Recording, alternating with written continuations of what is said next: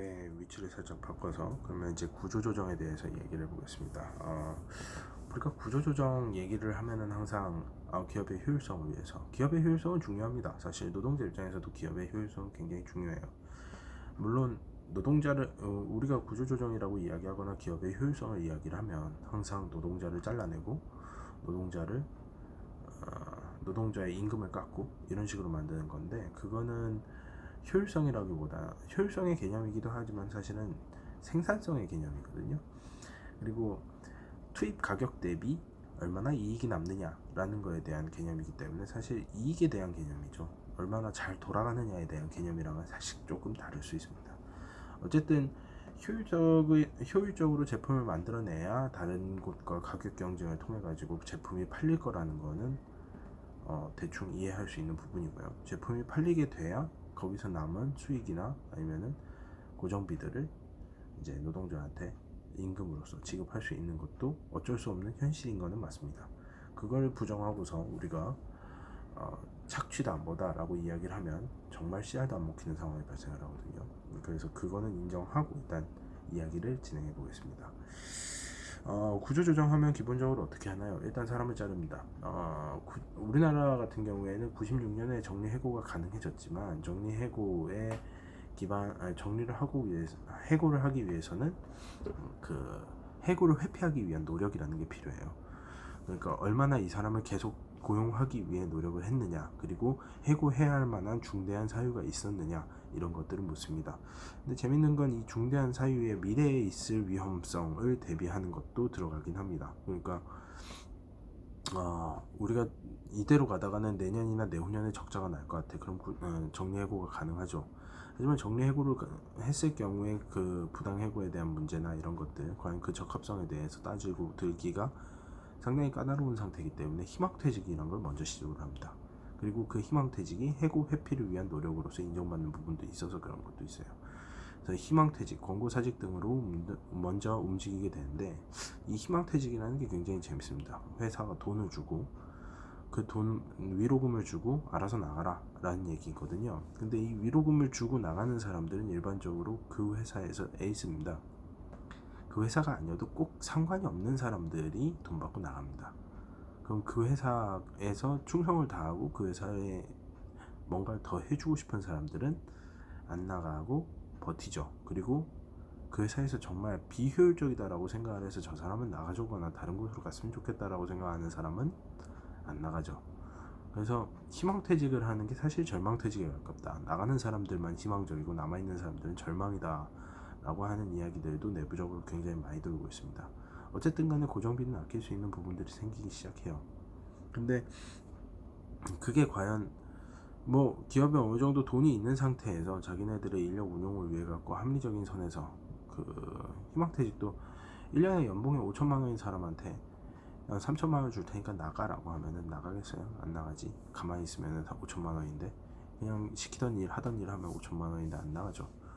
그러면 보통 어떤 사람들한테 나가라고, 어떻게 나가라 그러면 금융권이 좀 특히 심하던데 한 2억 줍니다. 연봉 4, 5천 되는 사람들한테 2억 주고 한 3, 4년치 챙겨줄 테니까 나가, 이렇게 되거든요. 그럼 나갈만 하죠. 자기가 뭐 닭집을 하고 싶은 사람도 있을 거고 자영업 쪽으로 나가고 싶은 사람들도 있을 거고, 좀 젊은 사람들은 공부를 해갖고 유학을 갔다 오거나 뭐 이럴 만한 그 초기 자금이 어느 정도 발생을 하잖아요. 국가가 챙겨줘야 되는 실업급여를 기업이 챙겨주는 거니까 저는 이건 꼭 나쁘다고 보지는 않아요. 다만 그 회사에 나쁜 거지, 그걸 실현하는 쪽이 나쁜 거지. 근데 지금 대우 같은 경우에는 구조조정을 하면서 어떤 식으로 했냐, 일단 희망퇴직을 국가에서 돈을 받아갖고 하는 거니까 뭐 많이 주진 못하겠는데 그래서 한 3천만 원 줄 테니까 나가, 이런 식으로 했던 겁니다. 근데 그 와중에도 나간 사람들이 많아요. 왜냐면 이 회사 망했다라고 생각하는 사람들이 많았기 때문에. 그렇게 나가고 회사는 효율적인 구조가 되었다. 그리고 자기가 받은 빚들, 그것들 국가 산업은행에서 돈 마이너스 통장 뚫어주고 해갖고 그런 걸로 갚고, 그래도 안 되는 것들은 출자 전환해서 빚을 자본으로 바꿨죠. 그런 식으로 구조조정을 진행을 합니다. 그럼 생각을 해보면 그 안에 있는 노동자들은 일반적으로 저희 뭐 임금 반납, 무급휴직, 저는 임금 반납은 안 했습니다만 무급휴직을 통해 가지고 한 달치 임금은 안 받았거든요. 그러니까 그런 일들을 통해 갖고 노동자들의 고용 안정성을 해치고 임금을 낮추는 형태, 희생받는 형태로 진행을 했음에도 불구하고 구조조정은 끝났다는 거죠. 근데 이게 과연 올바른 구조조정일까요? 기업한테만 좋은 일이잖아요. 법인이 좋고 사람이 나쁜 겁니다. 법인은 사람이 아닙니다. 사람 취급을 하는 거지. 근데 법인만 좋은 거예요. 그게 아니라 우리 노동자들한테 직접 주자고요. 사실 북유럽 쪽, 그 다음에 독일 쪽에서도 뭐 유수의 제조사들이 많이 무너졌었는데, 그 당시 했던 전략들을 보면요, 국가가 노동자한테 4시간치, 하루 4시간치의 돈을 줍니다. 그리고 하루 4시간치는 일을 합니다. 그러니까 오전 근무하고 퇴근하는 거예요. 그리고 이직을 하든 자기 개발을 해서 그 회사에 대한 그 자신의 업무에 대해서 효율성을 높이든 스스로 선택하게 합니다. 4시간 일하고 4시간 동안 스스로 그걸 하는 거죠. 회사는 어떡하냐? 회사가 제대로 운영을 했으면 물량이 떨어져서 구조조정을 하는 거라 그러면 일도 같이 줄겠죠. 근데 일이 있는 상태에서 구조조정이 필요하다라고 하면 이건 그동안 효율적인 운용을 하기 위해 기술 개발이라든가 아니면은 장비라든가 이런 것들에 대해서, 장비 투자라든가 이런 것들에 대해서 굉장히 소홀했던 거예요. 그런 케이스에 대해서는 봐주지 않는다 이거죠. 그러니까 운용이라고 하는 거를 잘 할 수 있는 사람들한테 운용을 맡기는 거지, 운용도 못하는 사람들한테 그런 거 맞추지 않겠다라는 형태로 갖고 갑니다. 만약에 이런 형태로 지금 제가 앞에서 설명한 식으로 이야기를 하게 된다 그러면요,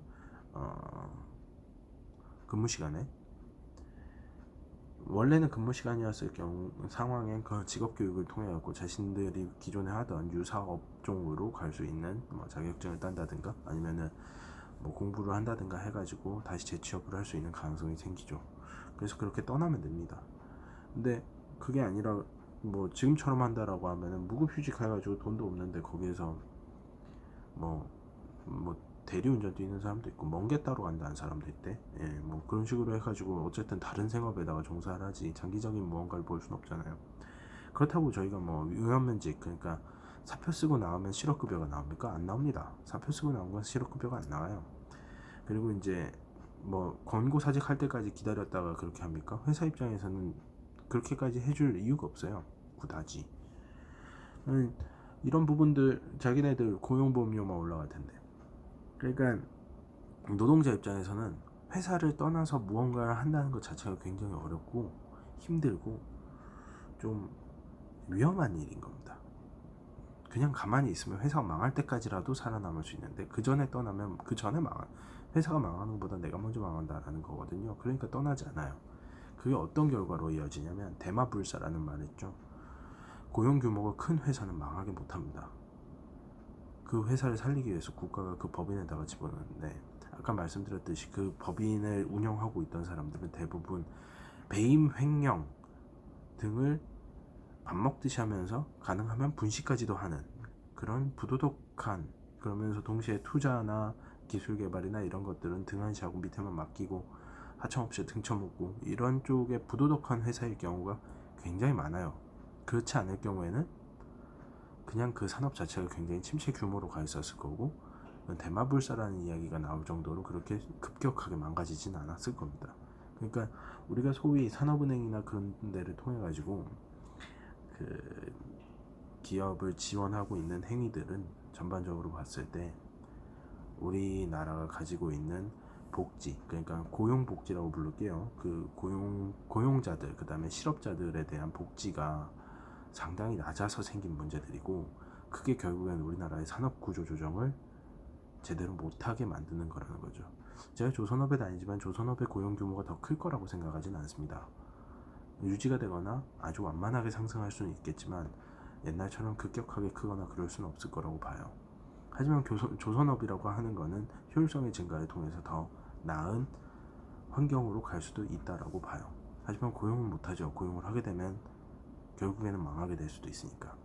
그럼 그 고용을 못하는 인원들을 다른 데로 보내야 돼요. 미국의 1800년대 80% 이상의 사람들이 농업에 종사했습니다. 그리고 1940년대에는 단 2%만 종사하고 있었죠. 그럼 나머지 78%는 다 실업자였을까요? 아닙니다. 다른 곳에서 노동을 할 수 있는 겁니다. 노동이라고 하는 것에 집중을 해야지 그 회사의 노동에 대해서 하나하나 집중해서는 안 된다고 봐요. 물론 대우조선은 살아남았으면 좋겠습니다. 그리고 대우조선, 현대중공업도 마찬가지고 옆동네 삼성중공업도 마찬가지고요. 그 안에 있는 노동자들이 자신이 그 일을 원한다라고 하면 지속적으로 했으면 좋겠어요. 이미 일단 고용한 이상. 그러나 우리가 구조조정을 피치 못하게 해야 된다라고 해도 그 방향성을 그 안에 있는 노동자 개개인에다가 맞추지 않고 자꾸 법인에만 맞추게 된다 그러면 사람들